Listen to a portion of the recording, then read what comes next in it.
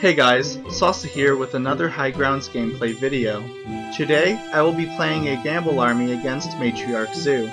A Gamble army, as you may have guessed, is based on the Gamble ability. Most of the time, Gamble is an undercosted attack ability, but if you happen to have the same number of units on your front row as your opponent, then Gamble quadruples its damage. Now on to the units. My Gamble package consists of 2 flips, 1 Stucky, and 2 Linears. Linear's Liege ability buffs Gamble, so if a Gamble is successful, Linear essentially adds 24 attack per adjacent Gamble units.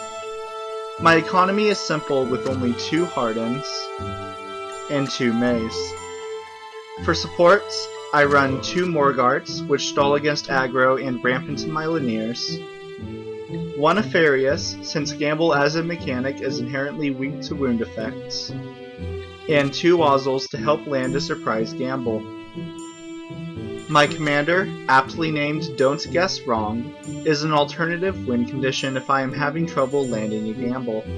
His back row of 6 Attack Squire buffs Gamble, and his 6 Rampage in the front row can surprise opponents who don't think to play around it by filling their front row with their units. With the deck tech out of the way, let's move on to the game.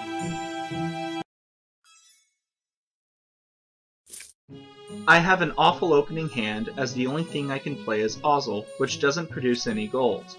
My opponent, on the other hand, starts with only a single kill, which is an absolutely awful start for forest decks. Both my opponent and I essentially start the game on turn 2, with me drawing economy units and with him drawing both Ob and Veil. Veil is usually only played in Blood Fox decks to tutor for vampires with his transform ability, so his inclusion in my opponent's deck along with an unusually awful Spore start leads me to believe that he is playing an abnormally high amount of units, which means that his draws will, on average, be worse than mine.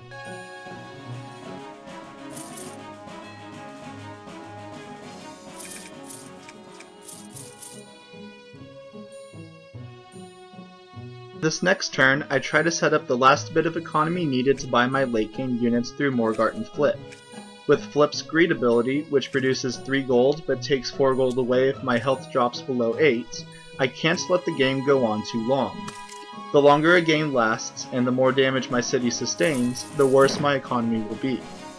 My opponent summons a Gorton, which tips me off that he is on a Matriarch themed deck, giving me all the more reason to try to end the game as fast as possible, since the longer the game goes, the less likely I am to win.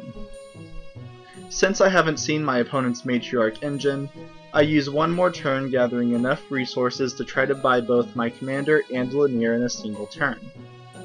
It is difficult to land a Gamble on a forest deck, so my best bet to actually beat my opponent down is to kill him through Don't Guess Wrong.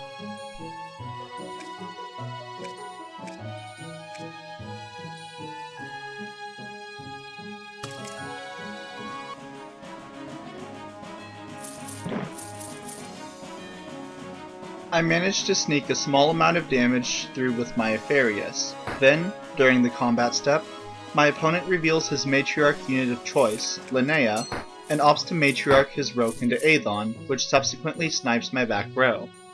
An interesting read from my opponent is that since he opted to Matriarch his Roke rather than his Gorton, which would have turned his Gorton into a wizard with bolts, my opponent does not think that I will be swarming the front row. I use this opportunity to sell a couple of my units and then to purchase Don't Guess Wrong and Linear, moving a couple of my units to the front row in order to ensure that my commander would receive his Rampage bonus since he would be so far down.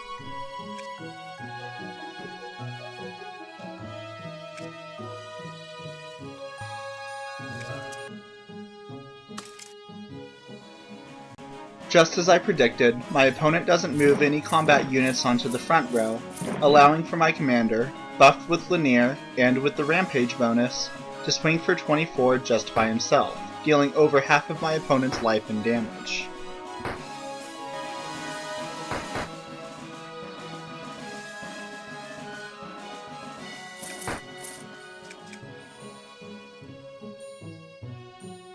On this next turn, I try to accomplish 2 things. The first is to change the number of units on my front row to try for successful gamble. and the second is to try to recover my destroyed economy in case if the game lasts longer to try to purchase a linear.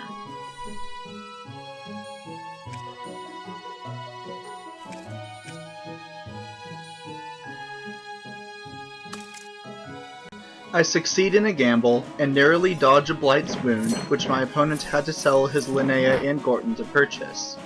Selling his Linnea would have slowed down my opponent regardless of the game's outcome, giving me multiple chances at a gamble, and making me the favorite to win the game.